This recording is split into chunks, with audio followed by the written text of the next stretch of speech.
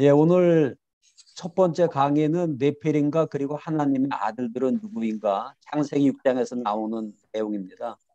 그리고 두 번째 강의는 공룡과 사람이 같이 살았을까 하는 그런 내용. 그런 공룡과 사람이 같이 살았다는 증거가 있으면은 진화론자들이 주장하는 것은 다 거짓 주장이 되는 거죠. 자, 첫 번째 강의 네피림 그리고 하나님의 아들들은 누구인가. 네피림은 히브리어로 거인이란 뜻입니다.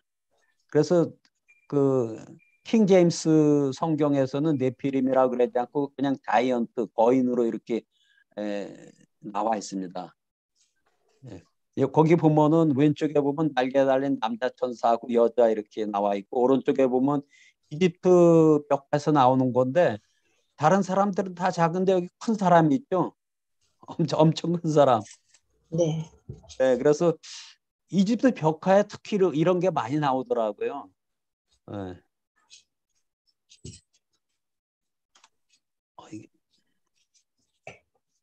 이게 안 넘어가지? 예. 자, 예수님이 노아의 때와 같이 인자의 임함도 그러하리라 이런 말씀을 마태복음 24장에 하셨는데요. 그러니까 예수님이 다시 이 땅에 재림할 때 지금 현재 우리들의 생각하면은 오늘 밤 모셔도 전혀 이상하지 않을 만큼 그 세상은 예수님이 재림하려는 여러 가지 징조들이 다 나타나고 있죠. 동성애도 이제 그 중에 하나고요. 근데 노아의 때도 그와 같았다는 거예요. 예수님이 재림하는 것 그때나 노아의 때나 소돔과 고모라의 때나 굉장히 많은 것이 비슷했다. 그럼 노아의 때의 특징은 어떤가? 우리 창세기 6장 1절에서부터 쭉 읽어보면은 거기 다 나와 있는데 사람들이 사악했다. 그래서 마음에서 생각하여 상상하는 모든 것이 항상 악했다. 마음으로 생각하고 상상하는 것을 좋은 것도 상상하고 뭐 나쁜 것도 상상하고 이런 것들인데 상상하는 그 모든 것이 시도 때도 없이 항상 악했다. 이렇게 하나님이 진단을 하고 계십니다. 그리고 부패했다는 거예요. 땅의 모든 육체. 여기서 모든 육체는 사람들뿐만 아니라 짐승들, 동물들까지도 모든 육체, 호흡하는 모든 육체가 자기의 길을 부패시켰다. 그러니까 남자와 여자 관계에서도 그 결혼이라는 하나님이 세워준 그 길이 있는데 그 길에서 벗어나는 동성애 결혼, 동성결혼, 동성애 행위 이런 것이 자기의 길을 부패시키는 그런 행위가 되는 거죠. 그리고 동물들은 홍수 전에는 식물만 먹으라 그랬거든요. 근데 동물들이 동물을 잡아먹거나 동물들이 사람을 공격하거나 이렇게 되면은 동물들의 길에서 벗어나게 되는 거죠. 그래서 홍수 전에 땅 위의 모든 육체가 자기의 길을 부패시켰다. 그 결과 폭력으로 가득했다는 거예요. 모든 육체의 것이 내 앞에 이르렀으니 그러니까 홍수가 나기 직전이죠. 이는 땅이 그들로 인해 폭력으로 가득했기 때문이다. 보라 내가 그들을 땅과 함께 멸하리라. 이게 지금 하나님이 보시기에 이제 내가 심판의 때가 바로 눈앞에 왔다. 왜냐하면 땅이 그들로 인해 폭력으로 가득했기 때문이다. 그 결과로 내가 그들을 땅과 함께 멸하리라. 예. 근데 이렇게 된 이유가 그 창세기 6장에 나와 있습니다. 이런 세상이 된 주 원인, 사악하고 부패하고 폭력으로 가득한 세상이 된 주 원인은 거기 보면은 맨 앞에 나와 있습니다. 창세기 6장 1절에서 4절에. 거기 뭐라고 나왔냐면 사람이 땅 위에 번성하기 시작. 여기서 번성하다는 것은 영어로 multiply. 그러니까 뭐 하나 더하기 하나가 둘이 되고 이런 게 아니라 열과 열이 모이면 100명이 되고 곱하기로 되는 겁니다. 이게. 그러니까 굉장히 빨리 인구 증가가 일어나는 그때에 그들에게서 딸들이 나니 하나님의 아들들이 사람의 딸들의 아름다움을 보고 자기들이 좋아하는 모든 여자를 아내로 삼는지라. 원래는 한 남자가 한 여자하고 결혼하는 것이 그게 이제 결혼인데 여기 지금 하나님의 아들들이라는 어떤 남성들을 얘기하는 것 같은데 이 하나님의 아들들은 사람의 딸들의 아름다움을 보고 자기들이 좋아하는 모든 여자, 아내를 뭐 수십 명, 수백 명 이렇게 삼았는지 모르겠는데 많은 여자들을 아내로 삼았다는. 그러니까 이렇게 되면은 남자 여자의 그 비율이 맞지 않고 이렇게 되니까는 어떤 폭력이 일어날 수밖에 없잖아요. 자기가 좋아하는 결혼을 약속한 여자를 어떤 힘센 사람이 등치 큰 사람이 뺏어갔단 말이에요. 그럼 원수 갚아야 될 거 아닙니까? 그러니까 폭력이 난무하게 되고 사람이 사람같이 이렇게 생각을 못 할 수가 없게 되는 거죠. 그래서 이르시되 내용이 항상 사람과 다투지는 아니하리니 이게 저 개역 개정에서 항상이 아니라 영원이란 말로 됐는데 그렇게 되면은 그 뒤에 말하고 이게 맞질 않습니다. 근데 흠정역에서 내용이 항상 사람과 다투지는 아니하리니 이는 구대 육체이기 때문이라.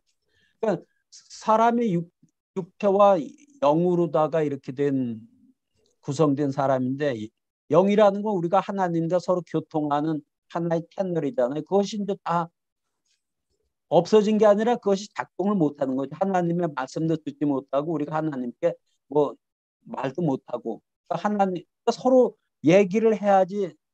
그러니까 그걸 우리가 이제 다투다라고도 얘기를 할 수 있어요. 부부간에 뭐 다투고 그러는 건 그래도 아직도 서로 사랑하기 때문에 다투는데 너무 사랑이 멀어지면은 대화가 없어지잖아요.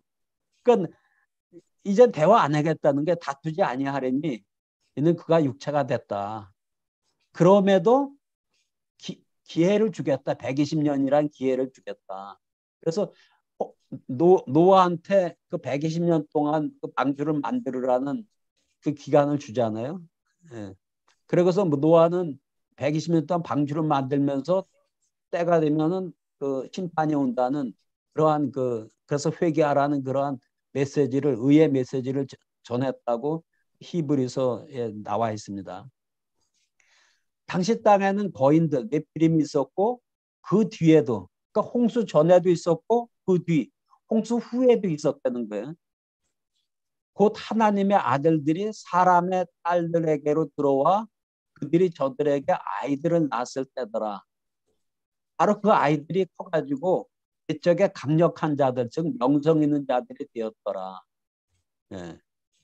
그러니까 하나님의 아들들이 원하는 사람의 딸들하고 수에 관계없이 아내로 삼았다는 것. 그러니까 인간적으로 그렇게 할 수 없는데 그렇게 했다는 거죠. 그리고 그들의 자녀들은 거인들이었다.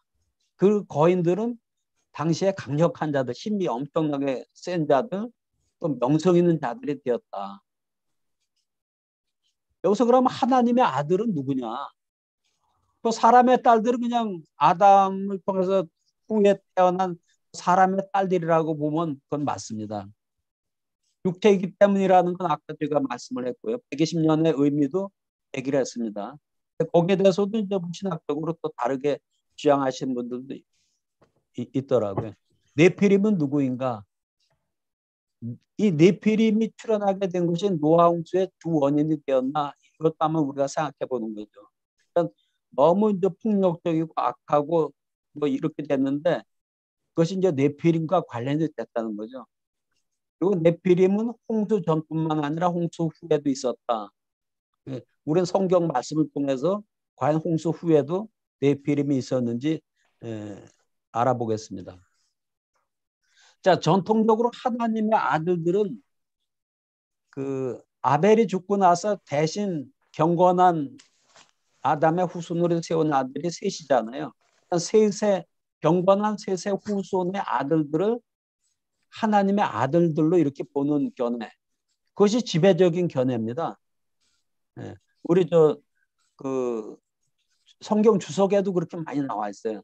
사람의 딸들은 불경건한 가인의 후손의 딸들. 그래서 셋 계열의 아들과 가인 계열의 딸의 결혼을 하면은 거인이 됐다 이런 거거든요. 이제 뭐 생물학적으로 그렇게 될 수가 없죠. 뭐 악한 자의 딸하고 선한 자의 아들하고 결혼하면 거인이 나옵니까? 그건 말이 안 되죠. 근데 이거를 누가 주장했냐면 어, 고대 역사서를 기록한 줄리어스 한인누스가 처음 주장했고 이 사람의 주장을 이어받아 가지고 성 어거스틴이 그 사람의 쓴 책 하나님의 도시의 신국 이런 데다가 이 내용을 퍼뜨려 가지고 성 어거스틴을 잘 따르는 사람이 존 칼빈이거든요. 그러니까 장로교 만든 그런 분 칼빈 이런 사람들이 주장하니까 그 후에 이제 많은 사람들이 이걸 그냥 크게 뭐 의심 없이 이렇게 받아들인 거죠. 근데 이렇게 받아들이면은 셋 계열의 아들들하고 가인의 계열의 딸들은 다 죽었잖아요. 홍수에. 노아의 가족 빼놓고는 다 죽잖아요. 그럼 홍수 후에는 그런 네피림이 있으면 안 되잖아요. 근데 그 후에도 있었다 그러니까는 이건 성경 말씀하고 맞지 않는다. 예, 홍수 후에도 거인들이 있었다는 성경 말씀과 모순된다. 그래서 이거는 성경하고는 틀리다. 근데 하나님의 아들들은 어떤 뜻이냐면 하나님이 직접 창조한 자입니다. 그래서 하나님의 아들들은 천사들, 천사들은 천사들 간에 뭐 결혼해서 천사 아기를 낳고 이래서 천사들이 번식하는 게 아니라 그 천사들이 뭐 얼마나 많은지 알 수는 없지만 엄청 많은데 각각 천사들을 하나님이 다 창조했다는 거예요. 그래서 천사들을 하나님의 아들들이라 그럽니다. 네. 그래서 하나님의 아들들은 천사들이라는 그런 내용이 외경 에녹서에서 기록되어 있고 그 요세푸스의 유대 고대사라는 그 책은 그 요세푸스가 1세기의 유대 역사가인데 이 사람이 구약 시대의 그 성경을 정통 유대인들이 어떻게 이해하고 생각하는지를 기록한 책입니다. 거기에 이렇게 나와 있어요. 그 밑에 보면은 별표한 데 보세요. 하나님의 많은 천사들이 여자들과 함께하며 불의한 아들들 곧 선한 것을 멸시하는 자들을 낳았는데 그 이유는 그들이 자기들의 힘을 믿었기 때문이다. 힘이 엄청 센 거죠. 전통에 따르면 이 남자들은 그리스 사람들이 거인이라고 부른 자들의 행위와 비슷한 일을 행하였다. 그때 이제 그 요세프스가 살던 시대는 그리스 문명이 지배하던 때예요. 그래서 미디암이라는 히브리어가 이제 마리아로 바뀌잖아요. 그게 마리아는 그리스어고 미리암은 저기 히브리어고 이렇게 됩니다. 그래서 그때 그리스 문화가 유대 지역을 다 지배했죠. 예수님 오셨을 때도 마찬가지입니다. 그 당시 로마가 지배했지만 로마의 문화는 그리스 문화를 그냥 이어받은 거기 때문에 이렇습니다. 그래서 이저 네피림이라는 사람들은 그리스의 거인 헤라클레스니 뭐 어, 제우스니 뭐 이러한 사람들과 비슷한 일을 행하였다 이렇게 기록을 하고 있습니다. 그래서 성경학자 벌링거의 저서 컴패니언 바이블에서도 하나님의 아들은 천사들이다. 그리고 성경 베드로후서 2장 4절 유다서 1장 6절에도 타락한 천사들이 하나님의 아들들이라는 것이 나옵니다. 그래서 그 부분은 그 다음 슬라이드에서 또 얘기를 하겠습니다. 또 하나님의 아들은 누가 하나님의 아들이냐면 아담이 바로 하나님의 아들입니다. 아담은 하나님이 직접 창조했기 때문에 그래서 누가복음 3장 38절에서는 아담은 하나님의 아들이었느니라. 사람들 중에서는 오직 아담만이 하나님이 직접 창조했죠. 그래서 하나님의 아들이 될 자격이 있고 그렇게 불렸다는 거예요. 또 우리 신약 시대 와서 우리가 예수 그리스도 믿음으로 받아들인 자들은 다시 말하면 그분의 이름을 믿는 자들에게는 다 하나님의 아들이 되는 권능을 그분께 주셨으니 그러니까 저나 여러분들은 예수 그리스도를 주님으로 믿는 자들 회개하고 믿는 자들은 하나님의 자녀가 됐다. 그런데 여기서 그 창세기 6장에 나오는 하나님의 아들들은 이건 신약 시대가 아니라 구약 시대이기 때문에 여기서 맞는 건 천사들일 수밖에 없습니다. 구약에 5번에 걸쳐서 하나님의 아들들이 나오는데 2번은 아까 그 창세기 6장에 나오고 나머지 3번이 욥기에 나옵니다. 욥기 1장 6절에 보면 하루는 하나님의 아들들이 와서 여호와 앞에 섰고 사탄도 그들 가운데 온지라. 그래가지고 하나님이 사탄한테 무슨 데 어디 갔다 왔냐니까 이제 땅에 가서 여기저기 살피고 왔다 이렇게 대답을 하잖아요. 그 욥기 2장 1절에도 비슷한 내용이 나옵니다. 또 하루는 그 1장 6절의 하루하고 또 다른 날이겠죠. 하나님의 아들들이 와서 여호와 앞에 섰고 하나님 앞에 서고 사탄도 그들 가운데 와서 여호와 앞에 서가지고 욥을 이제 욥에 대해서 이렇게 평가를 내리죠. 그리고 욥기 38장에 보면은 내가 땅에 기초를 놓을 때 네가 어디 있었느냐. 하나님이니까는 그 우주 만물을 창조할 때 욥한테 네가 어디에 있었느냐. 욥은 그때 태어나지 않았지. 그때 새벽별들이 기뻐 노래하며 하나님의 아들들이 다 기뻐 소리를 질렀느니라.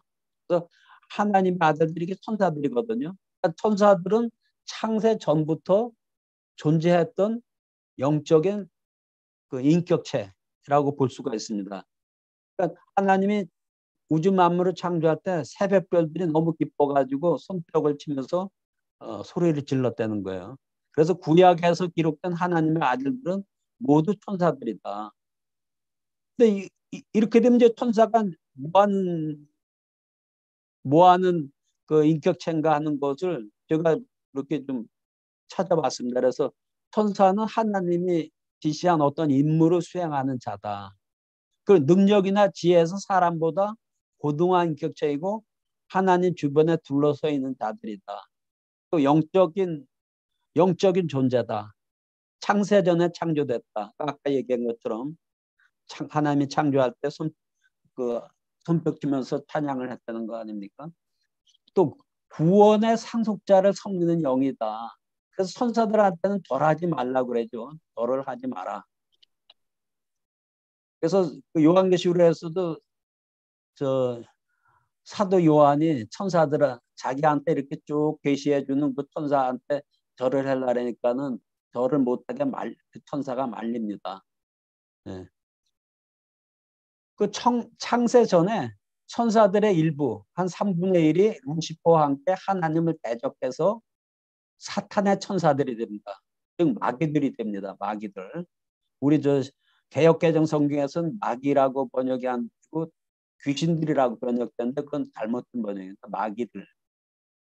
사탄도 마귀고 사탄에 속한 천사들, 하나님께 대적한 그 천사들이 마귀들이 됩니다. 그럼 천사들은 남자냐? 우리 저 그림이나 뭐 카드 이런 데 보면 여자 천사, 아기 천사, 날개 달린 천사 뭐 많은 형태로 나오는데 성경에서 나오는 천사들은 이 땅의 월적에는 남자 형태로 다 나타납니다. 그 창세기 18장에 봐도 아브라함이 나물의 상수리 나무에 장막을 치고 있을 때 멀리서 이렇게 세 분의 남자들이 자기한테 다가오는 것을 보고 직감적으로 그분의 가운데 오시는 분이 여호와 하나님인 줄 알고 가서 무릎을 꿇고 그분들을 초대를 해줘 자기 장막으로. 그리고 이제 그 사라한테 시켜서 뭐 이렇게 요리를 해오고 또 발을 이렇게 저 물로다가 이렇게 발을 씻어주고 이제 그러는 장면이 나오죠. 그 천사 둘이 나중에 이제 소돔과 고모라 성으로 가가지고 거기 심판을 합니다. 예. 그래서 거기서도 남자들로 나와요. 그 예수님이 부활한 그 무덤에서 갔을 때 흰 옷을 입은 남성 천사들 둘이 나오죠. 성경에서 하여튼 천사는 남성으로 나타난다. 그래서 천사가 결혼할 수 있냐? 이 땅에 오면은 남성으로 오는 건 올 수 있지만은 결혼할 수 있냐? 그러니까 예수님 부활 때는 사람들이 부활하면은 장가도 아니 가고 시집도 아니 가고 하늘에 있는 천사들과 같으니라. 하늘에 있는 천사들은 장가 시집 이런 게 없다는 겁니다.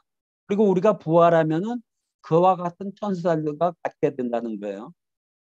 근데 천사가 땅에 오면 남자로 나타나고 그 영어 표현에서도 항상 힘, 그 남성을 그 대신하는 명사로다가 희나 힘으로 이렇게 표현이 됩니다. 소돔성에 나타난 두 천사는 온 소돔성 남자들이 상관하고 싶을 정도로 매력적으로 보였다는 겁니다, 이게. 근데 그러한 그 하나님의 아들들, 그 천사들이 그 이 땅에 와가지고 어, 사람의 딸들의 아름다움을 보고 닥치는 대로 원하는 대로 자기 아내로 삼았다 그랬잖아요. 또 이런 천사들을 유다서 1장 6절에서 7절에는 이렇게 표현을 합니다. 자기들의 처음 신분, 천사라는 신분을 지키지 아니하고 자기들의 거처를 떠나 그 하나님이 계신 그 하나님 나라 천국 거기를 떠나서 떠난 천사들을 떠나가지고 이 땅에 와서 이제 그 사람의 딸들하고 이렇게 결혼해가지고 네피림을 난 그런 천사들을 큰 나라의 심판 때까지 그 최종 심판이죠. 심판 때까지 영준하는 사슬로 묶고 어둠 밑에 어둠이라는 건 여기 지옥이죠. 어둠 밑에 예비해 두셨는데 이것은 소돔과 고모라와 그것들의 주변 도시들이 같은 방식으로 그러니까 소돔과 고모라에 살던 그 남자들이 같은 그러니까 천사들이 이 땅에서 했던 것과 같은 방식으로 자기를 음행해 내주고 낯선 육체 낯선 육체를 따라가다가 영원한 불로 보복을 당하여 범죄가 된 것과 같으니라. 이게 무슨 얘기냐면은 소돔과 고모라에 있는 남성들은 그냥 정상적인 남자들이잖아요. 그리고 거기에 온 두 천사는 남성처럼 보이지만은 그 육체는 낯선 육체라는 거예요. 사람들한테는 천사들은 남자로 보이지만은 낯선 육체. 그 낯선 육체로 하고 상관하다가 그 롯한테 그 두 남자를 끌어내라 그랬잖아요. 우리가 상관하겠다. 그랬다가 그 영원한 불로 보복을 당한 것처럼 처음 신분을 지키지 않고 이 땅에 온 하나님의 아들들, 천사들이 이 천사들한테는 사람들, 낯선 육체가 됩니다. 그래서 낯선 육체를 따라서 결혼하고 이러다가 멸망했다는 거예요.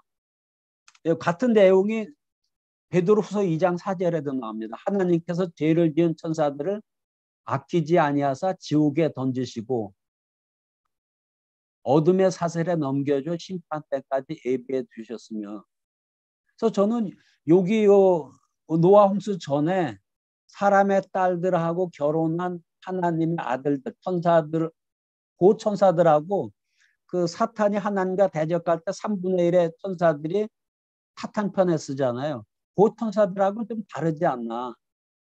왜냐하면 그 천사들은 사탄과 그 마귀들, 사탄에 속한 천사들은 7년 환란 끝날 때에 지옥에 던지게 되거든요.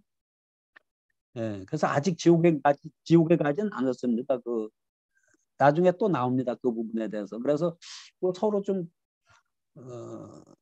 그 다른 천사들이 아닌가 그런 생각이 듭니다. 그래서 이거를 두 유다서하고 베드로후서 2장을 종합해 보면 사람의 딸들을 아내로 삼은 타락한 천사들은 여기 홍수 때 멸망받아 큰 날의 심판까지 큰 날의 심판 그 사람들도 그 심판 앞에다 쓰게 되죠. 영원한 결박으로 흑암에 갇혀 있다. 현재도 갇혀 있다는 거예요. 현재도. 근데 아직도 사탄하고 사탄과 함께 3분의 1의 그 천사들은 흑암에 갇혀 있지는 않거든요. 예. 그 서로 다른 영역이다. 예. 그래서 네피림은 그 하나님의 아들과 사람의 딸들 사이에 태어난 사람들을 네피림. 네피림의 뜻은 떨어진 자라는 그런 내용도 있다. 그래 떨어진 자. 그러니까 왜냐하면 노왕치 때 죽으니까는 떨어진 자. 그러니까 이 거인은 왜 거인이 되느냐? 뭔가 유전인자의 변형이 일어났기 때문에 그렇게 됐다. 그러니까 사람의 아들하고 사람의 딸들하고 결혼하면 유전인자의 변형이 일어나지 않는데 이 하나님의 아들들 천사들 남성으로 나타난 천사들하고 사람의 딸들이 결혼하면은 유전적으로 어떤 변화가 일어나서 하이브리드맨이 돼가지고 키가 엄청 크고 힘이 엄청 세고 고대 명성 있는 사람들이 됐다. 그러니까 이렇게 되니까는 인간의 유전자의 변형이 일어나는 거 아니에요. 변형도 이 하나님의 아들들이 여자 한 명만 하고 결혼하면은 변형이 일어나는 그 정도가 그러니까 인간의 유전자 훼손되는 게 좀 적을 텐데 여자들 원하는 좋아하는 여자들을 닥친 대로 아내로 삼으니까 이것이 금방 퍼지게 된 거죠. 그 유전자 변형이. 그래도 모든 사람들이 포악해진 거죠. 혈육이는 이제 포악하면 땅에 가득했다. 그래서 하나님께서 땅을 보시니 보라 그것이 부패하였더라. 땅의 모든 육자가 자기의 길을 부패시켰기 때문이라. 그래서 하나님이 땅과 함께 모든 육체 홍수로 멸했다. 그러니까 악했기 때문에 그렇다고도 볼 수 있고 유전적으로 하나님이 원래 창조한 인간의 모습에서 자꾸 훼손이 되니까는 홍수로 멸했다는 겁니다. 그런데 그래서 여기서 요건 뭐냐면은 이건 정상적인 여자 유전자 XX 성을 결정하는 XX 유전체고 요건 성을 결정하는 타락한 천사 남성 천사의 남성은 XY인데 그 타락한 천사를 그린색으로 표현하지 않고 이렇게 붉은색으로 나타냈습니다. 그래서 이렇게 결혼을 하면은 XX 네피림 피메일이 나올 수도 있고 XY 해가지고 네피림 남성이 나올 수도 있습니다. 이렇게. 그리고 이것이 이제 이런 여러 가지 형태로 다 결혼하게 되면은 금방 붉은 게 속한 여기 붉은 게 속하지 않은 것이 적습니다. 붉은 게 속한 이러한 후손들이 대거 양산이 됩니다. 그래서 3엘 하 21장 20절에 보면 그 이제 다윗이 전쟁을 하죠. 전쟁할 때 그곳에 키가 큰 자 하나는 손가락과 발가락이 각기 6개씩. 그러니까 키만 큰 게 아니라 유전자의 변형이 일어나니까 손가락과 발가락이 다 6개씩 24개가 됐다는 거예요. 그도 거인족의 소생이라. 예. 그러니까 홍수 후에도 네피림이 있었다. 홍수 후에도 하나님의 아들들이 이 땅에 와서 또 여자하고 결혼하는 일이 있어가지고 결과적으로 네피림이 생겼다. 그러니까 하나님의 아들들은 뭐 거인이 아닙니다. 그들을 통해서 난 후손들 네피림은 거인이고 손발가락이 6개인 사람, 6개인 그런 네피림도 있었다는 거예요 지금. 근데 거기 성경에 보면은 홍수의 그 많은 사람들 중에서 무함한 하나님의 눈에 은혜를 입었더라. 이건 이제 영어 성경은 노아 found grace in the eyes of the Lord 해가지고 주님의 눈에 은총을 노아가 그 발견했다 이런 뜻입니다. 그러면서 노아는 의인이요. 하나님 보시기에 의인이요. 당대 완전한 자라. 그래서 이 완전한 자 이게 아주 큰 의미가 있습니다. 그러니까 노아는 그래도 하나님의 말씀, 하나님과 교통하는, 통하는 다른 사람들은 다 육체가 돼가지고 하나님과 서로 교통하지 못했는데 노아는 하나님의 말씀을 들을 수가 있고 하나님께 또 기도하는 그런 의인이었는데 당대 완전한 자라. 그 완전한 자라면 우리가 도덕적으로 완전한 자 이런 게 아니죠. 노아는 홍수 후에 그 뭐야 포도주에 취해가지고 뻘고 자다가 어떤 사건을 일으키잖아요. 그러니까 도덕적으로 완전한 자는 아닌데 여기서 완전한 자라는 것이 뭐냐 하면은 이게 이제 네피림을 잘 연구한 사람들이 이렇게 주장을 합니다. 그래서 영어로는 퍼펙트하다 그래. 퍼펙트. 그러니까 퍼펙트하다는 게 유전인자적으로 하나님이 만든 사람 그 유전인자가 퍼펙트하다. 그러니까 이 하나님의 천사들의 그 이상한 육체 아까 이상한 육체라 그랬잖아요.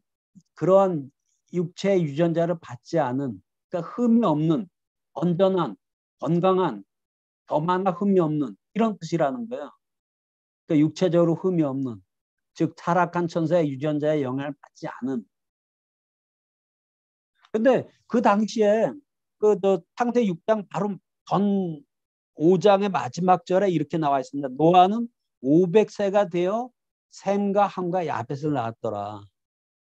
근데 그 노아 전에 사람들을 보면 140세 자녀를 낳은 경우도 있고 80세에 낳은 경우도 있고 40세에 낳은 경우도 있고 이렇거든요. 근데 노아는 500세가 돼서 셈과 함과 야벳을 낳았더라. 그러니까 500세가 될 때까지 아내를 못 구했을 수도 있어요. 그러니까 완전한 이 유전적으로다가 하나님의 아들들의 그 이상한 육체 유전인자를 받지 거기에 어떤 흠이 없는 그런 여자를 만나가지고 노아 부부, 노아 세 아들의 부부는 8명은 퍼펙트하다. 퍼펙트한 유전자를 가졌다라는 것을 생각할 수가 있습니다. 노아가 500세가 되고 500세가 돼가지고 생과함과 야벳을 낳았더라 하면 그 당시에 노아 홍수 나기 전의 세상이 어떤 세상인가 하는 것을 우리가 유추해낼 수가 있죠. 정상적인 세상이 아니었다. 어떻게 500세가 될 때까지 아내를 못 만날 수도 있었고, 예? 결혼하기 힘든 거죠. 결혼하려면 그냥 그 하나님의 아들들 그 천사들이 뺏어가니까 아내를. 그러니까 폭력이 난무할 수밖에 없는 그런 세상.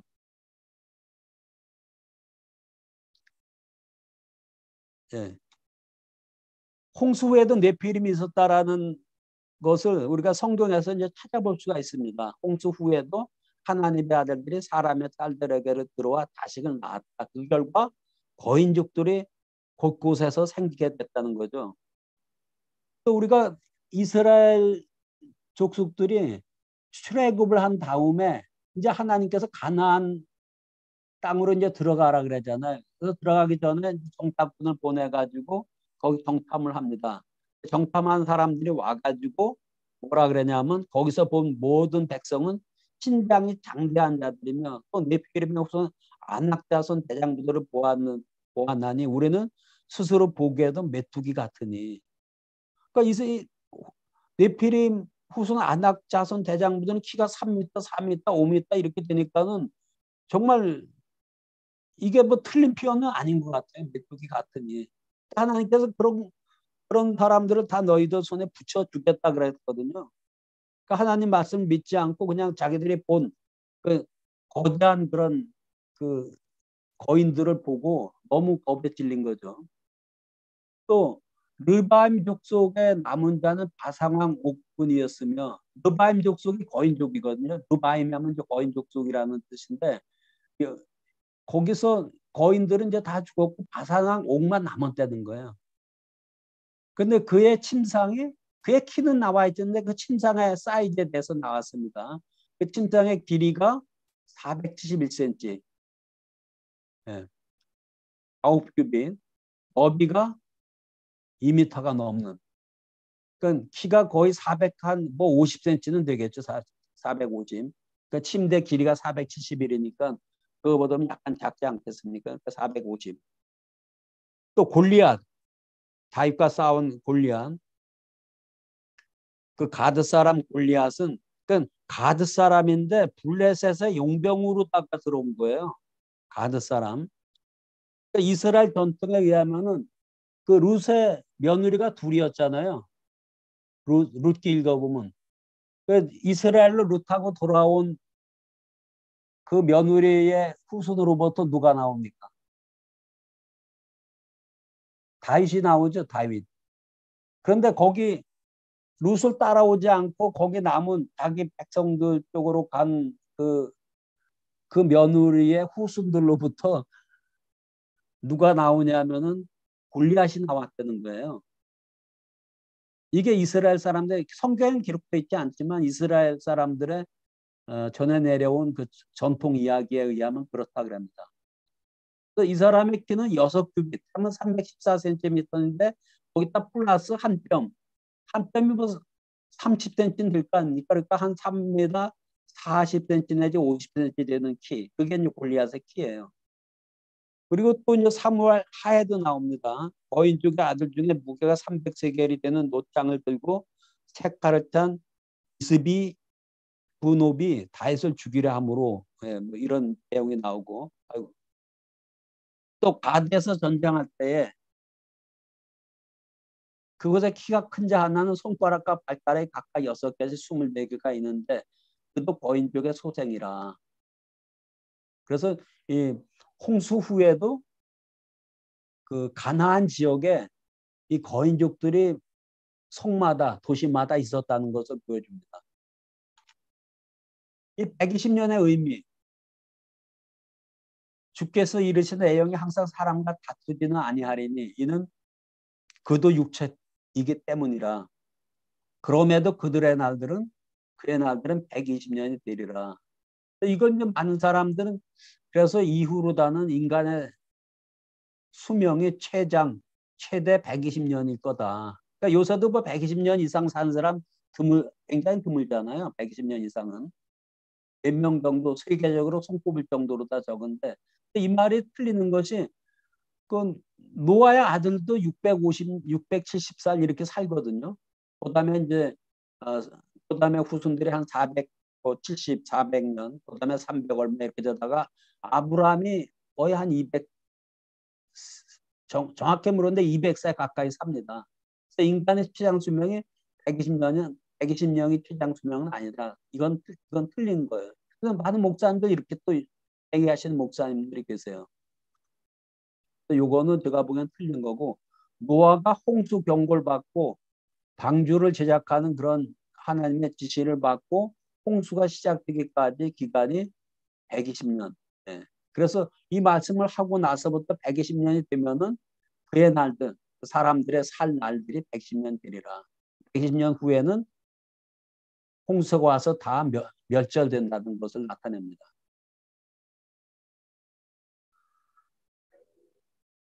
이게 이제 성경에 나오는 그 거인들을 이런 모습으로 나타낸 거예요. 이게 이제 보통 사람 180cm 되는 사람이고 보통 사람이에요. 이거는 여기 그리고 옥이 아까 4m 70 정도 된다 그랬죠. 이게 이제 18피트 정도 되는 거고요. 요게 이제 그 골리앗 3m 한 40cm. 근데 거기에 아모스서 2장 9절에 보면 이런 말씀이 있어요. 내가 그 아무리 사람을 그들 앞에서 멸하였느니라. 하나님께서 멸했다는 거예요. 멸했다는 겁니다. 그의 키는 백향목의 높이와 같고 백향목이 보통 20에서 30m 되거든요.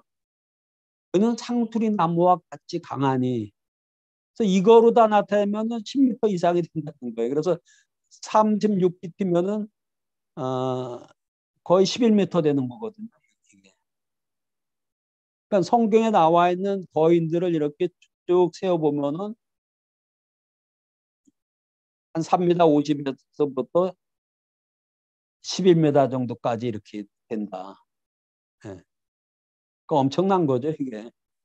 이 사람이 정상적인 사람이 이런 사람을 보면은 정말 자기들은 메뚜기처럼 보일지도 모르겠어요. 자, 거인들 다이언트라는 매거진의 필름에 나온 사진입니다. 이 사람이 키가 한 170 되는 것 같은데 이거 실제 있는 사람이죠. 어디서 찍은 건지 모르겠는데 이건 아마 중동 어디서 찍은 것 같아요. 미군 병사하고 그 지역에 사는 거인하고 뭐 이 사람이 네피렘인지 아닌지는 모르지만은 아닐 수도 있겠죠. 그러니까 네피렘이 아니고 키가 큰 사람이 한 2m 70이거든요. 2m 70 이렇게 되는 사람들 대부분 거인증, 그러니까 성장 호르몬이 막 계속 나와가지고 계속 키가 커져가지고 우리나라 뭐 하승진이 지난번에 누구야 일어나지는 못한다는 농구 선수 누구죠? 그 중앙대학교 나온 선수 그렇게 그 허약합니다 몸이. 그래서 병이 나고 그래서 오래도 못 살고 그랬는데 네피림은 굉장히 강했다는 거예요. 허약하지가 않고 굉장히 강했다. 여기 요거는 실제 사실입니다. 터키 유프라테스 계곡에서 무덤에서 발견된 거인의 다리뼈인데 요 다리입니다. 요 다리가 120cm라는 거예요. 요 길이만 120cm. 그러니까 여기서 여기까지 하면 거의 2m 50 정도 되지 않겠어요? 여기서 2m는 넘겠죠, 이게. 그러니까 여기서부터 또 위에까지 하면 또 뭐 거의 4m 정도 될 것 같아. 머리까지 하면은. 이건 실제로 발굴이 됐고 요 뼈를 요 블랑코 파슬 뮤지엄에 보관하고 있습니다. 과거에 이런 거인이 살았다는 것을 보여주고 있어요. 이런 게 굉장히 많이 발견되는데 진화론자들은 거인은 앞으로 진화돼 가지고 이렇게 키가 커지는 거로 생각하기 때문에 이런 걸 다 숨긴다 그럽니다. 미국에서도 이런 거인에 대한 발견이 많았는데 그걸 억울하면 뭐 다 가져가지고 숨겼다 그래요. 그래서 지난번 어느 대통령 때 그것을 숨기지 말고 공개해라 그랬는데 잘 공개를 안 합니다. 요건 최근에 2002년도에 그 아프가니스탄의 칸다하르 계곡이 있어요. 거기에 거인이 동굴에 살고 있었다는 거야. 그래서 거기 갔다가 미군 병사가 이 사람이 찌른 창에 맞아 죽어가지고 미군들이 가서 이 사람을 사살을 했는데 이 사람이 어떠냐면 빨간 머리에 각손에 6개 손가락 그 이가 이렇게 이런 이가 아니라 악어이처럼 2세트의 이가 있다는 거예요. 저도 상상하기 힘든데 13피트 높이 그러니까 한 4m 되는 거죠. 그런 칸다르 자이언트를 죽였다 그럽니다. 예, 여기가 이제 칸다르 계곡이 있는 데인데 이게 뭐 이런 게 뉴스에 나왔는데 이게 사실인지 모르겠어요. 그리고 그 뭐 거인해 가지고 이렇게 애초에 난 사진 중에 이런 것도 나옵니다. 이렇게 큰 거인을 배구라는 이게 이런 게 가짜 사진이 또 많아가지고 진짜인지 확인은 잘 안 되는데 이 사람이 서 있는 모습이거든요. 엄청난 키죠, 이 정도면은. 자, 고대 이집트 벽에 나타나는 거인들 보면 보통 사람들은 요만한데 거인, 또 여자 거인도 상당히 커요. 이렇게 보면. 근데 이게 이제 중심적인 사람을 일부러 크게 그렸을 수도 있고 파라오나 뭐 이런 사람들 여기 파라오인데 그 사람은 크게 그리고 나머지는 보통 사람은 그냥 그린 건지 아니면 파라오가 네피림인지 그러니까 고대에 힘 있고 명성 있는 자라 그랬거든요. 네피림을.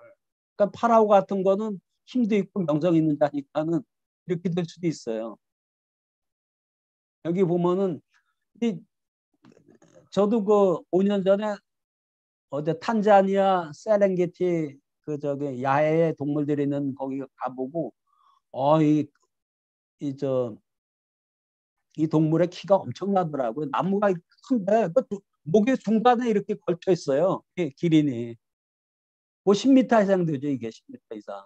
근데 여기 보면 이 두 남자의 키가 기린하고 맞먹잖아요. 이게 여기 뭐 곳곳에 이 보통 사람이 이렇게 작은데 이렇게 큰 거 이렇게 그려놓은 거. 그래서 이런 사람들이 거기 그 피라미드나 스핑크스 만드는데 이 사람들이 힘을 썼을 거다 하는 그런 그렇게 주장한 사람들도 많이 있습니다.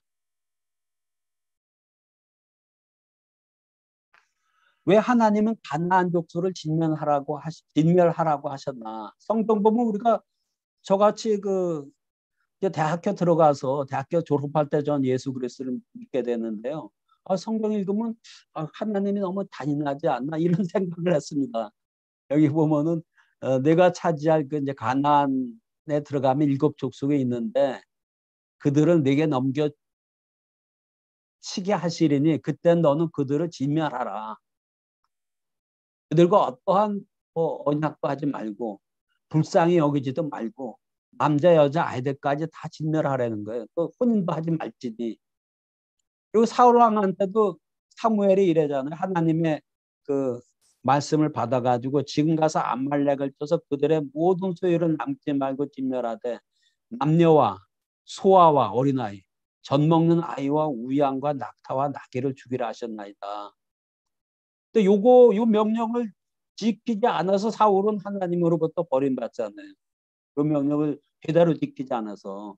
그래서 우리가 믿음 없을 때 이런 걸 읽으면은 하나님 왜 아이들 아무것도 모르는 예수님이 이 땅에 가지고 아이들 자기한테 오는 것을 금하지 마라. 천국은 저런 아이들의 것이다. 이렇게 말씀을 하시는데 그런 하나님이 왜 아이들까지 다 죽이게 하냐.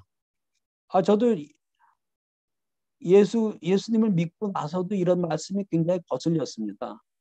근데 이렇게 네피림에 대한 이런 지식을 갖게 되니까는 이들 중에 아말렉이나 여기 7족속 중에 네피림은 아니지만 네피림의 어떤 씨를 그 유전인자를 받은 자들이 있을 거 아닙니까?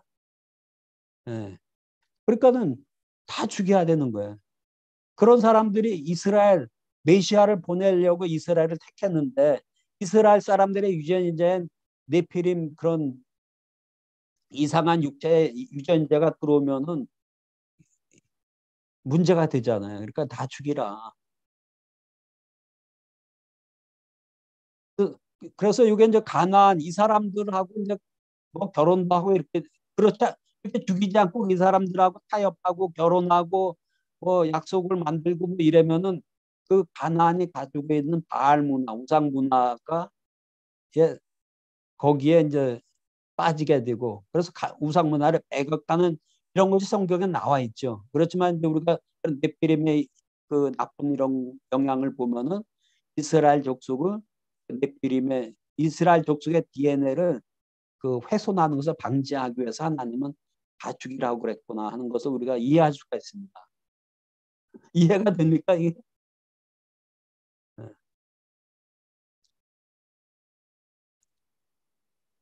그럼 네피림은 다시 돌아오나?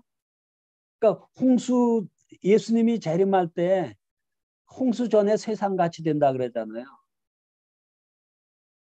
그럼 천사들이 다시 이 땅에 오나 이런 이제 생각을 하게 되는데 계시록 12장은 어떻게 보면 성경을 이렇게 요약한 거로 볼 수가 있습니다. 성경을 한번 여러분들이 다 읽어보세요. 성경을 그 정말 한 장에 성경 전체를 요약한 거로 볼 수가 있어요. 거기 보면은 중간에 7장 7절 9절에 보면은 하늘에 전쟁이 있더라. 이 땅이 아니라 하늘입니다. 그러니까 요한계시록은 4장 이후에 보면 땅에서 일어나는 일들과 그 천상에서 하나님 그 천국 거기에서 일어나는 일들하고 둘이 이렇게 번갈아 이렇게 이제 기록이 되고 있어요. 아, 땅 위에서는 그 예수님과 희고받은 성도들 간의 7년 혼인잔치가 이렇게 준비되고 일어나는 일들이 이 땅에서는 엄청난 환란, 7년 환란이라고 하는 환란이 일어나고 그런 환란 중에 7년 환란 중에 미가엘과 그의 천사들이 용과 싸움에 사탄이죠 용. 용과 그의 천사들, 용과 함께했던 천사들 이게 이제 마귀들이라 그러잖아요. 그의 천사들도 싸우나 이기지 못하고 또 하늘에서 자기들의 처소를 더 이상 찾지 못하더라. 그 큰 용, 즉저 잇뱀, 그러니까 하와를 꼬시던 잇뱀, 곧 마귀라고도 하고 사탄이라고 하며 온 세상을 속이는 자가 내쫓기더라. 그가 땅으로 내쫓기니 그의 천사들도 그와 함께 내쫓기니라. 그래서 7년 환란 중간쯤 되면은 사탄과 함께 있던 천사들이 이 땅으로 내쫓긴다는 건데 이 땅으로 와가지고 무슨 일을 벌일지 모르죠.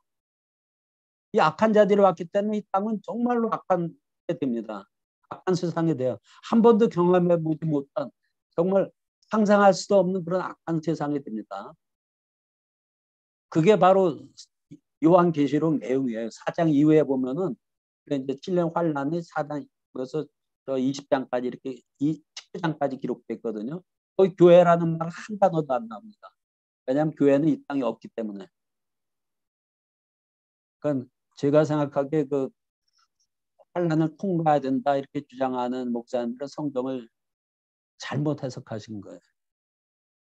그리고 요새 이제 중국인이 이런 데서 또 악한 그 생물학자들이 유전자 조작을 통해 가지고 사람과 동물 간에 이건 사람과 돼지 간에 이렇게 이제 그려놓은 거예요. 사람과 개하고 사이에 이런 어떤 그 유전자 조작을 해서 사람도 아니고 짐승도 아닌 중간적인 그런 생명체. 또 슈퍼인간, 힘이 센 뭐 그런 인간의 유전자를 그런 인간을 대량으로 복제하는 거죠. 수백 명, 수천 명을 만들어 가지고 군인으로 이렇게 쓸 수 있게 하는 이런 걸 연구를 하고 있어요, 실제로다가. 그래서 어떤 유전자 조작, 뭐 하나님의 아들들, 그러니까 타락한 천사들하고 인간의 여자들하고 결혼해서 홍수전에는 네피림이 생산됐지만은 이제는 사람들이 그런 거 없이도 유전자 조작을 통해서 꼭 비슷한 일들을 할 수 있다는 거예요. 그 세상이 홍수전의 세상 같이 되는 거예요. 공통에 심해지고 어? 슈퍼 인간들이 대량으로 만들어지고 그러니까 악한 일들이 많이 생기겠죠. 또 여기 뭐 용과 함께한 그 3분의 1의 천사들, 엄청난 천사들이 땅으로 쫓겨 내려오니까 땅에서 좋은 일 할 일은 없잖아요. 이 사람, 이 악한 영들이. 그 이 네피림을 통해서 사탄의 전략. 우리 네피림은 성경에서 그냥 뭐 잘 믿기도 힘들고 그래서 별 신경도 없이 그 부분을 읽고 지나가는데 이것이 굉장히 중요하다. 어떻게 보면 상당히 중요하다. 그러니까 성경은 그 창세기 3장 15절을 이렇게 확대해 나가는 거로 이렇게 보면 됩니다. 3장 15절에 아담과 하와가 선악과를 먹고 나서 하나님께서 이제 말씀을 하잖아요. 내가 너로, 여기서 너는 뱀입니다. 용입니다. 사탄. 내가 너로 연자와 원수가 되게 하고 너의 후손. 킹제임스에는 씨로 너의 씨 이렇게 됐습니다. 너의 씨도 여자의 씨, 여자의 후손과 원수가 되게 하리니 여자의 후손은 네 머리를 상하게 할 것이요 너는 그의 발꿈치를 상하게 할 것이라.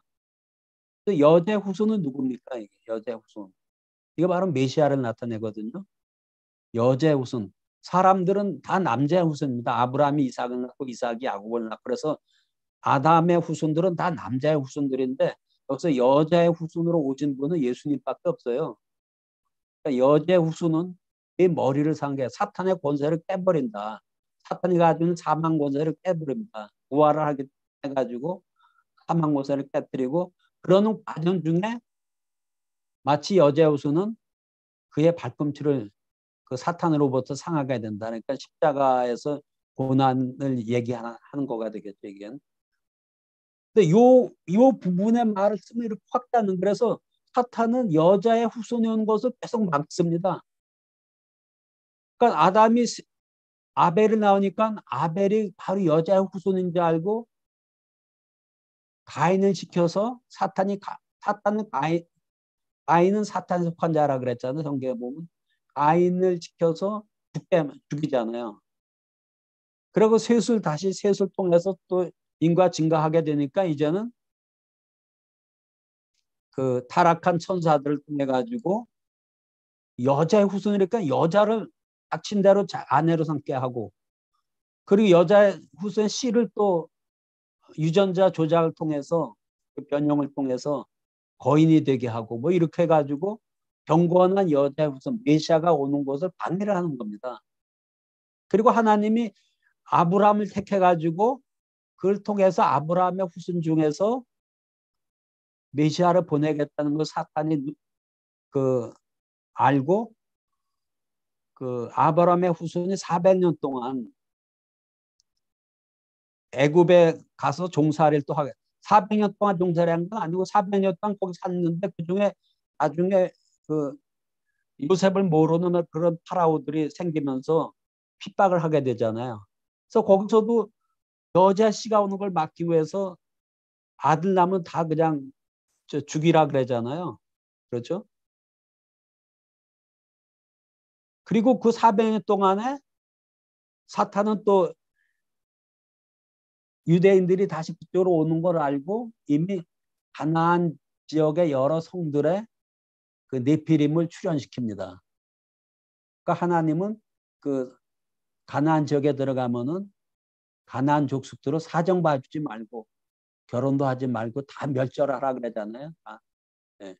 그래서 천사들과 사람의 딸들이 결혼해서 거인이 출현하게 되는데 이거는 사람의 유전자를 회방해서 여자 후손 쪽 메시아가 오는 길을 회방했다. 창세기 12장 이후 하나님은 아브라함을 택하서 그 후손을 통하여 여자 후손 쪽 메시아를 보내려고 하다 사탄은 가나안 지역의 여러 나라와 도시에 네피림을 출현시켜 이스라엘 자손들을 타락시키려 했다. 여호와가 아브라함에게 네 자손이 이 땅에서 개게 되어 그들을 섬기겠고 그들은 400년 동안 네 자손들을 괴롭힌다. 하여튼 400년 동안에 70명의 그 이스라엘 자손들이 70명이 가가지고 수백만 명으로 큰 민족이 돼서 나오잖아요. 그래서 나와가지고 이제 가나안을 이제 정복하게 되는데 그 가나안에 이미 사탄은 유대인들이 올 줄 알고 거기에 여러 거인족 속도를 만들었다는 거죠.